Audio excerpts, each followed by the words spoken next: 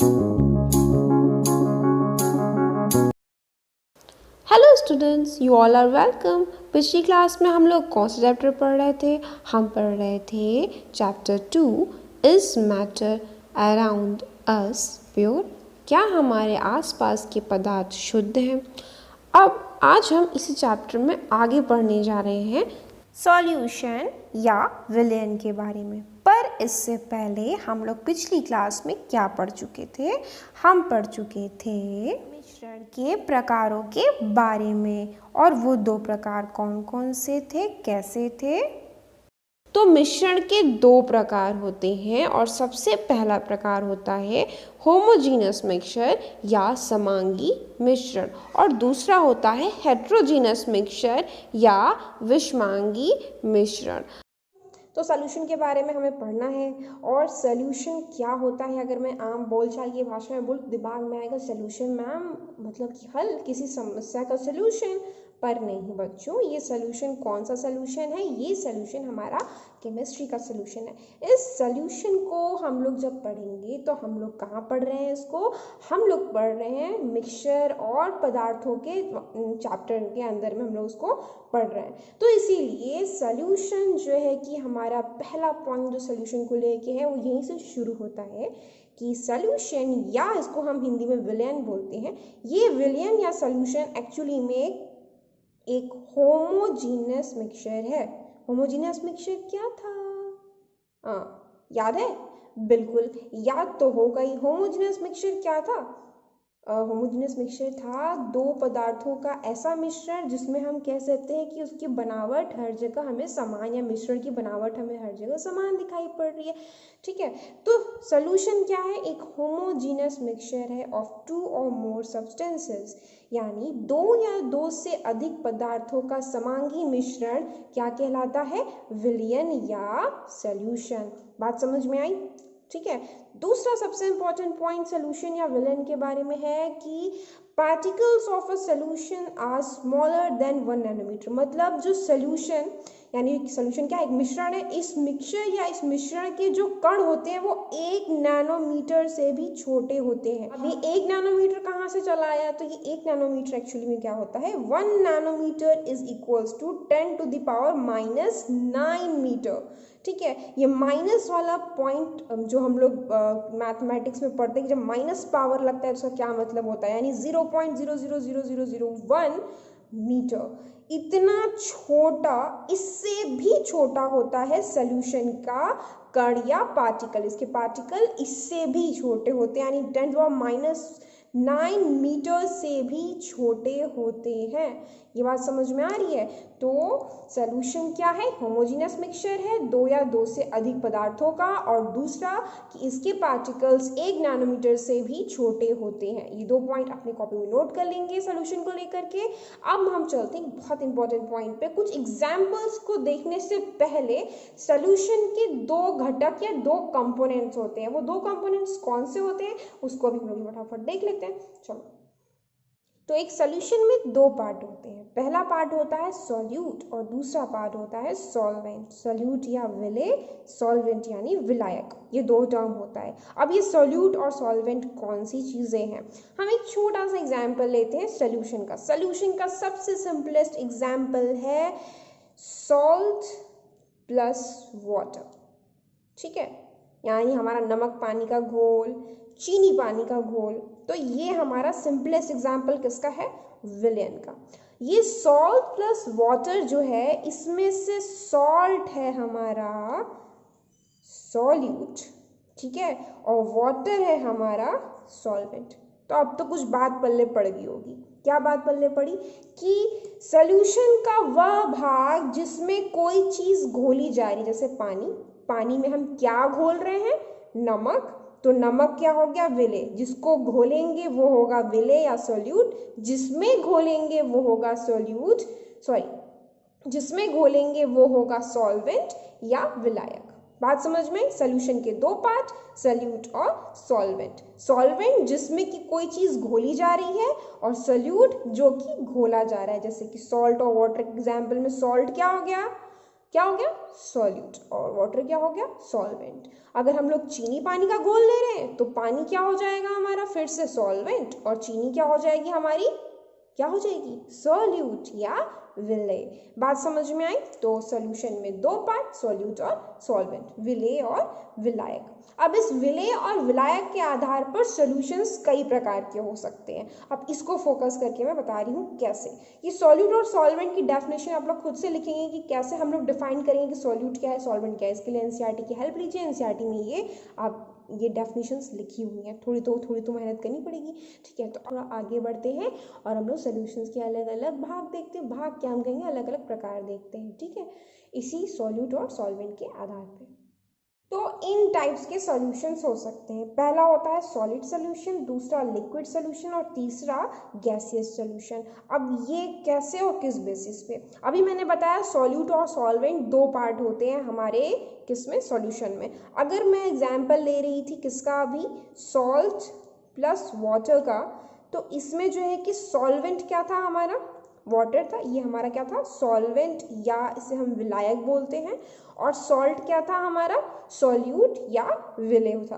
अब मुझे बताओ अगर इन दोनों का मैं अवस्था या इन दोनों की अगर मैं अवस्था या फिर इनका स्टेट देखूं तो ये क्या था, सॉलिड स्टेट में था, ठीक, और ये किस स्टेट में था, लिक्विड स्टेट में था। तो यहाँ सॉल्वेंट क्या हो गया, लिक्विड हो गया, और सॉल्यूट क्या हो गया हमारा, सॉल्यूट क्या हो गया, सॉलिड स्टेट में हो गया।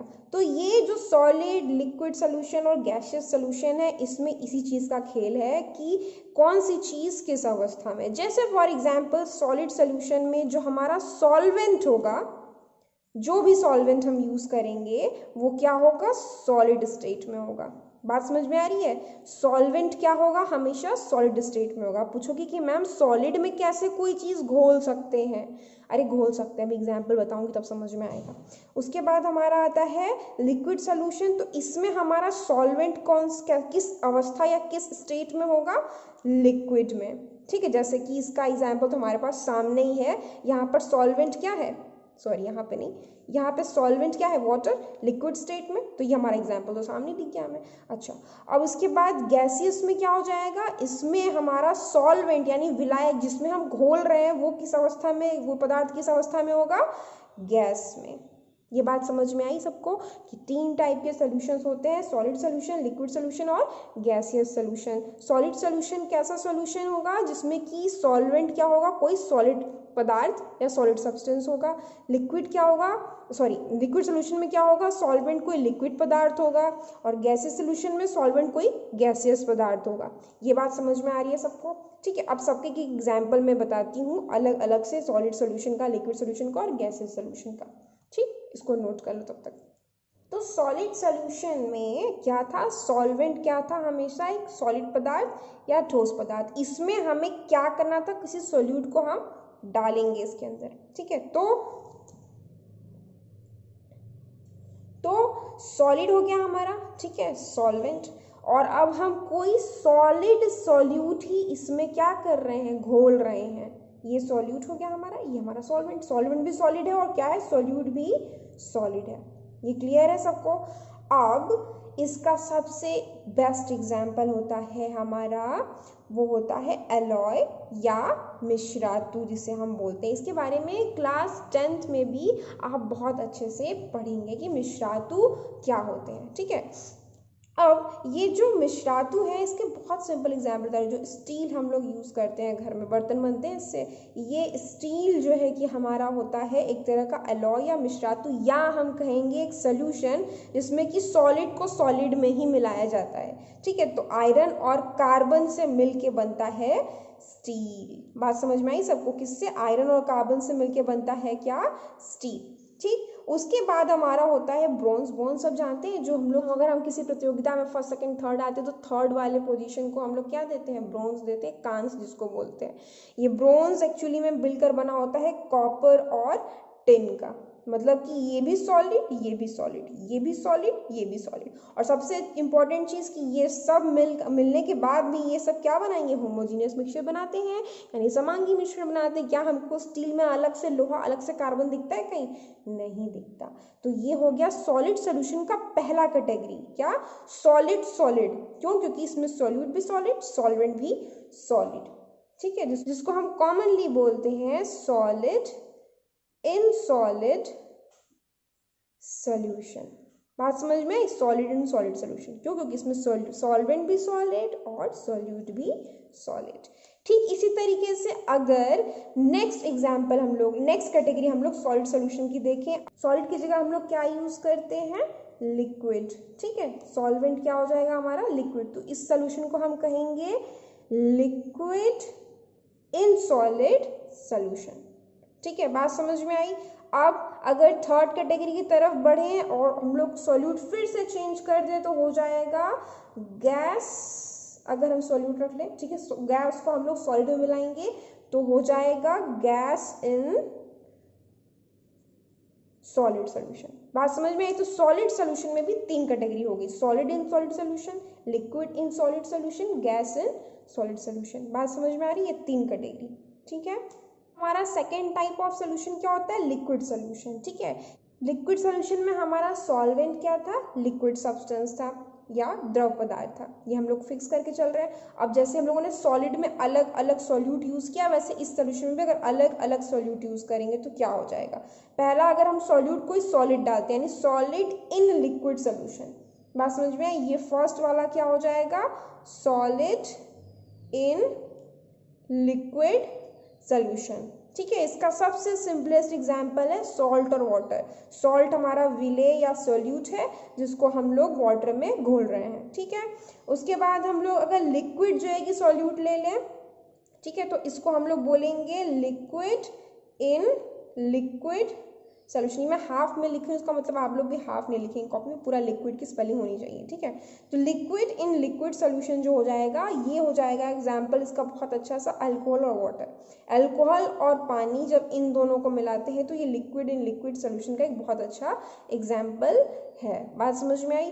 तो यहाँ पे सॉल्यूट क्या हो गया? लिक्विड। अगर हम सॉल्यूट कोई गैस जो है कि लिक्विड में मिला रहे हैं, ठीक है, ये एग्जाम्पल होता है एरेटेड, जो हमारा ड्रिंक होता है या वातयुक्त पेय जिसको हम कहते हैं, जैसे कि जो हमारा कोका कोला की बॉटल्स होती हैं या हमारा जो सोडा वाटर होता है, सोडा जल जिसको कहते हैं, इन सब के अंदर जब ढक्कन खोलो तो क्या होता है? बहुत तेजी से गैस बाहर आती है। इसका मतलब लिक्विड में क्या मिलाया गया होता है?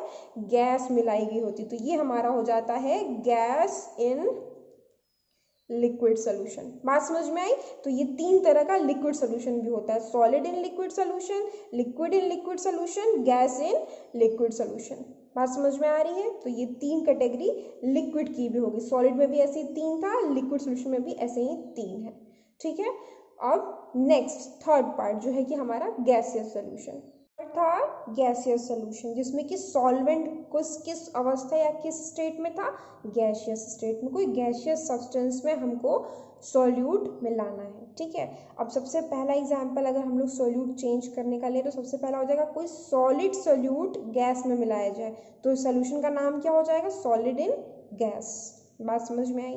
फिर अगर हम लोग सॉल्यूट लिक्विड यूज करें तो हो जाएगा सॉल्यूशन लिक्विड इन गैस, यानी गैस में मिलाया गया। ठीक, फिर गैस यानी कि गैस इन गैस। इसका तो सबसे एग्जाम्पल जानते हैं हवा, या हमारे आसपास जो एयर या वायु होती है उसमें क्या होता है? बहुत सारी गैसें आपस में मिली होती हैं और वो सॉल्यूशन बनाती हैं। कैसा? गैस इन गैस वाला सॉल्यूशन। क्यों? क्योंकि ये समांगी मिश्रण है। क्या हमें गैसें अलग अलग दिखाई पड़ती हैं? नहीं दिखती। तो ये गैस इन गैस जो है कि एग्जाम्पल हमारा एयर या वायु हो गया। ठीक, फिर लिक्विड इन गैस का एग्जाम्पल जैसे कि जो वाटर ड्रॉपलेट्स होती हैं, जो हमारी बारिश की जो बूंदें होती हैं वो कहीं ना कहीं बादल के रूप में क्या होती हैं? हवा में रहती हैं। ठीक है, वो एग्जाम्पल हो जाएगा लिक्विड इन गैस का। ठीक। फिर सॉलिड इन गैस का एग्जाम्पल हो जाएगा, जैसे कि अगर कपूर हम रखते हैं थोड़ी देर बाद उड़ जाता है, तो कपूर कहीं ना कहीं हवा में गैस में मिल जा रहा है, यानी solid state liquid solid state gas state में जो है कि घुल रहा है, सॉलिड स्टेट किसी दूसरे गैस स्टेट में घुल रहा है, तो ये हो जाएगा सॉलिड इन गैस का एग्जाम्पल। तो ये हो गए टाइप्स ऑफ सोल्यूशन। अब लास्ट में आपकी बुक में सोल्यूशन की कुछ प्रॉपर्टीज लिखी हुई हैं, उस प्रॉपर्टी को अभी मैं बुक से ही पढ़ रही हूँ, उसको पढ़ लेना है। लेकिन उसमें एक पॉइंट है जिसको कि मैं जब सस्पेंशन और कोलाइडल सोल्यूशन पढ़ाऊंगी तो उसके साथ समझाऊंगी। वो कौन सा पॉइंट अभी बताती हूँ मैं।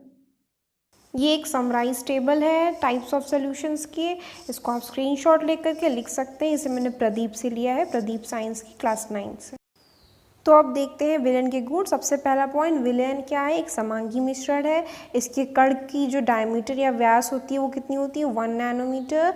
और उसके बाद पॉइंट नंबर 3 ध्यान से देखिए। पॉइंट नंबर 3 है कि विलेन में प्रकाश का मार्ग दिखाई नहीं देता। इस पॉइंट को मैं आगे डिस्कस करूंगी, ठीक है। नेक्स्ट पॉइंट है कि छानन की विधि द्वारा विलेय के कणों को विलयन से पृथक नहीं कर सकते, मतलब कि विलेय को विलायक से अलग नहीं कर सकते सिर्फ छानने के द्वारा।